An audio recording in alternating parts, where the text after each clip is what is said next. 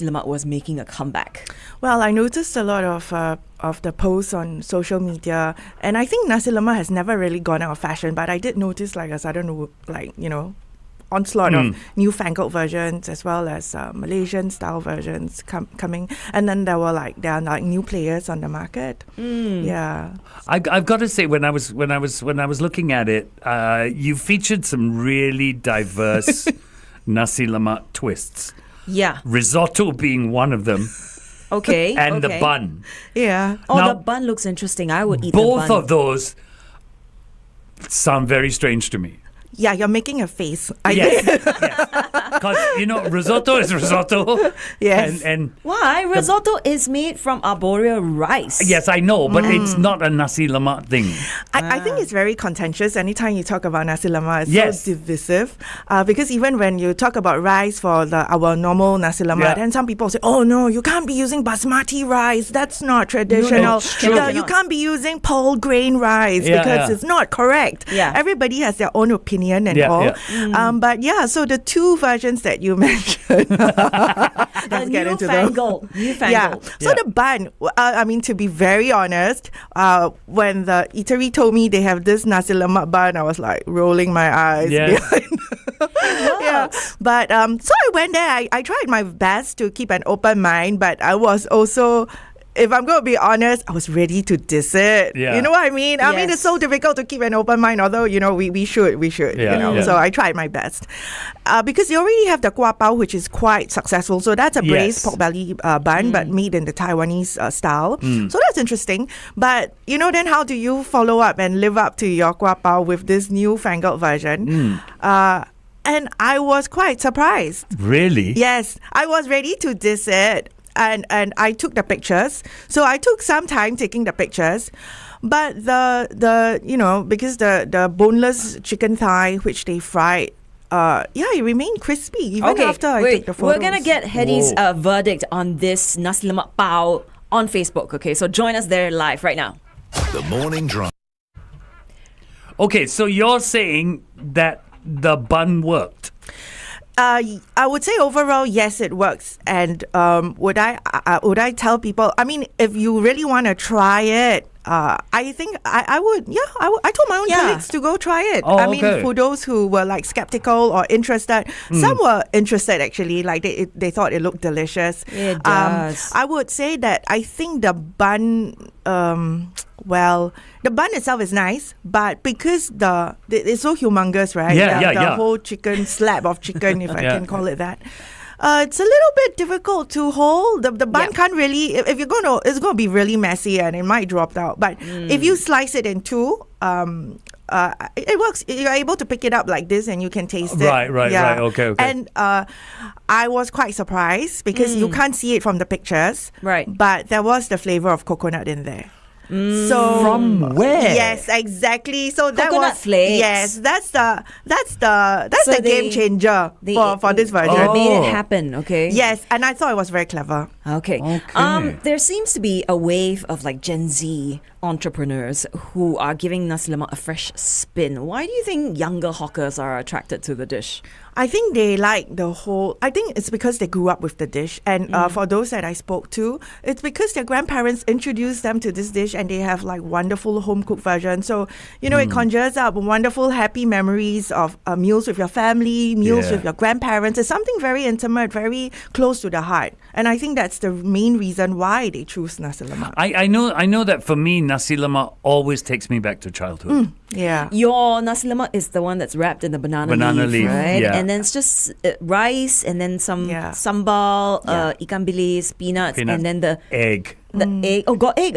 Egg yes. and the ikan kuning. Yes, the ikan kuning. Okay, yeah. I don't get the ikan kuning. But ikan kuning, you see, to me, this is wonderful, modern Nasi Lemak, what we're talking about today. Yeah. But traditional Nasi Lemak, to me, is kuning. Yeah, very bare bones, literally. Yeah. There's nothing but bones in the small little bones. So nice. No, it's nice. No, I would compare, if you're going to compare the modern version, with the Malaysian style, ayam berempah and all that. It's the crispy little bits, biting and chewing on the little bones, but it's got to be crispy. Yeah. And then after that, you get a bone stuck in your tooth. That's it, in your gum. Oh, boy. That's where the banana leaves come. comes in. Yeah. No mind.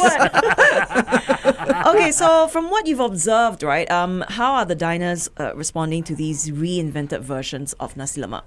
I think it's a mixed bag of reactions, but I think generally, of course, things like the Malaysian style, people are, of course, taking it very well, because who doesn't like a luxurious version? Unless you're like the school of, you belong to the school where it's just ikan kuning, no chicken in my Nasi Lemak. Yes. But I think to attract younger diners, and even, I would say diners who are more open-minded and wanting to try out, sometimes it's out of curiosity. Maybe you do not think you will like it, but you're just curious because it's a trend, you want to see what's it about, and at least you try it once. I've got to say that the only place I've eaten the chicken and I've enjoyed it is at Taliwang.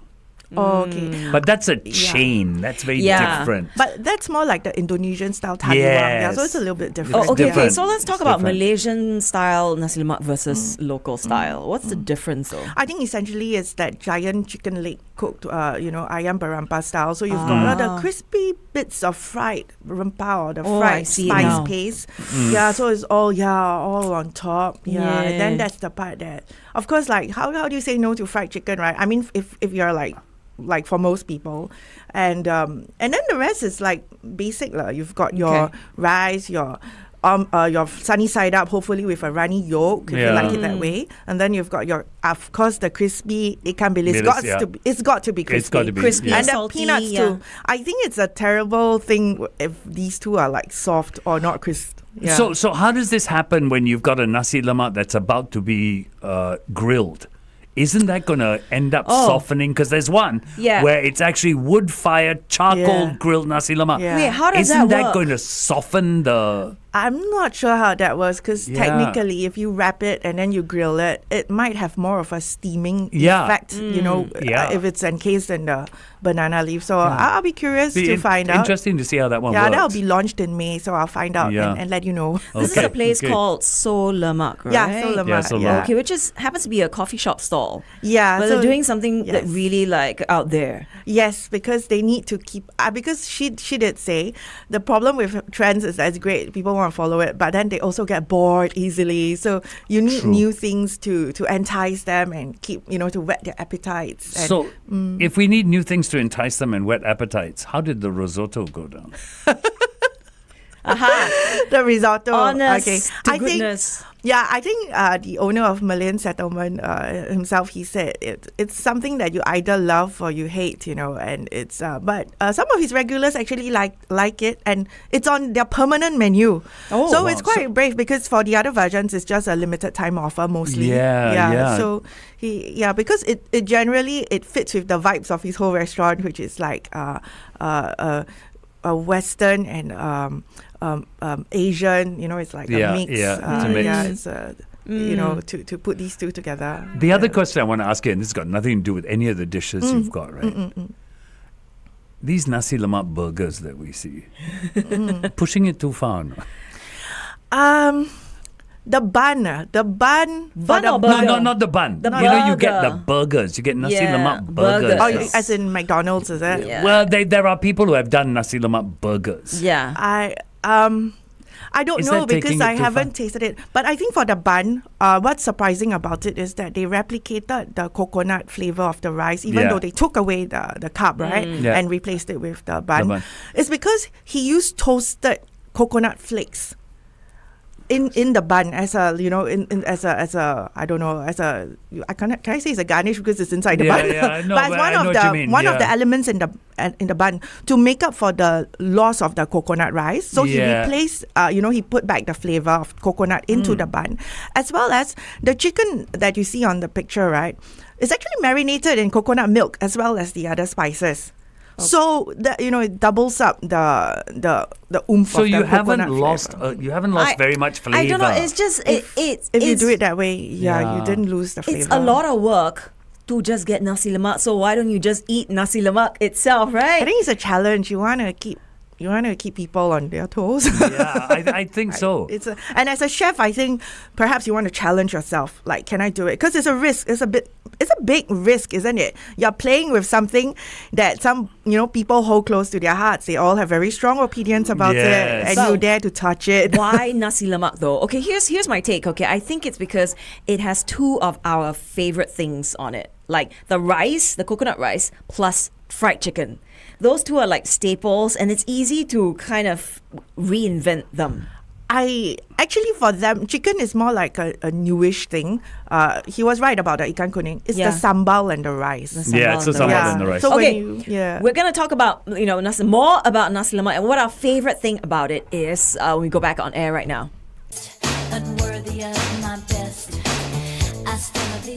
Jody Watley and looking for a new love or a new type of Nasi Lemak here on 1FM 91.3, because that's what we've been talking about with Hedy from the Straits Times, all about these different twists on Nasi Lemak, right? I think some of them, looking at the pictures, some of them look... I'm very particular about what I eat. I'm very much a traditionalist, but some of these look good enough to really try. I have got to say. Yeah. Okay, so you've tried these various iterations. What is your favorite? Like, is there one? My favorite. Yeah. I think for the newfangled Nasi Lemak, I think I would definitely say go give the Nasi Lemak bun a try. Okay. It's wow. Yeah, because I think speaking to the chef and understanding where he came from and also tasting that dish, sort of opened my mind, and I realized that hey, you've got to give some people credit, for daring to make this kind of risky move, and I think in a way he managed to pull it off. And then I quite admired and I respected that. Yeah. So this is a place called Abundance, yes. right? It's also craft beer bar. Yes, it's a Taiwanese restaurant and craft beer bar. I can see how this would go. Yeah, so when you've got that bun with the Nasi Lemak and the craft beer, you got a magic combination happening there. Yes. It works. Okay. So tell me, I'm going to ask this to everyone, okay? In the Nasi Lemak, what is the element that is most important to you, Hedy? I think it's the rice. Okay, for you, the rice has to be done right. I think one. You're making life very difficult for me. My life is so hard. Just choose one. What is the one non-negotiable, in a Nasi Lemak? Okay, the sambal. Okay, sambal. But people who don't eat spicy would have their opinions. The sambal. It has to be the sambal. Why you guys copy me? It has to be the sambal. I was going to say sambal. No, but you see, this is the way we eat in Singapore, right? Yes. With chicken rice, it's the chili. Yeah. No. A lot of people. Like for me, I can take a lot of different chicken. No, it's the rice. No, but it's the chili. No, it's the rice. Chicken. It's the rice. Oh my. Sid is going the soup. It's the rice. Are we going to fight now? Maybe yes, I'm going to use ikan kuning to poke you in the eye. Have another session about chicken rice. That one is a whole new other party. Yeah. Okay, one last question. What do you think this resurgence about the new take on Nasi Lemak is saying about how we're viewing heritage these days? Like, are we going back? Like, a lot of these retro things are coming back in fashion, right? Yeah. Do you think it's reinventing? It's a sign of disrespect, or what? I think it's mixed, really. There are some who are trying to not reinvent, but kind of giving it a new format. I'll say it that way. I mean, it's just like fashion and makeup, When it comes back, it's not exactly the same as when it was in that particular era or time period. So this one is, I guess it's all their own individual odes to Nasi Lemak. Yeah, it's their own tribute to the dish, the heritage, and also what's behind the dish, the memories shared, the meals shared, memories of the people they loved, whom they ate it with or who cooked it for them. Yeah. I think it's a very heartwarming thing in the end, and why Nasi Lemak? I think it's a deep dive down back into your own heart, your own personal history with your family, with the people you've shared this dish with. Yeah, there are very few people in Singapore who say they've never had a Nasi Lemak. I think there are people who don't like it. Yeah, really? But I have not spoken to any of them. Yes, I've never met because I'm not mixing around with these people. Okay, thank you very much, Hedy Khoo from the Straits Times. It was a pleasure. The article is out on the Straits Times right now. The Morning Drive, 6 till 10 a.m. on 1FM 91.3.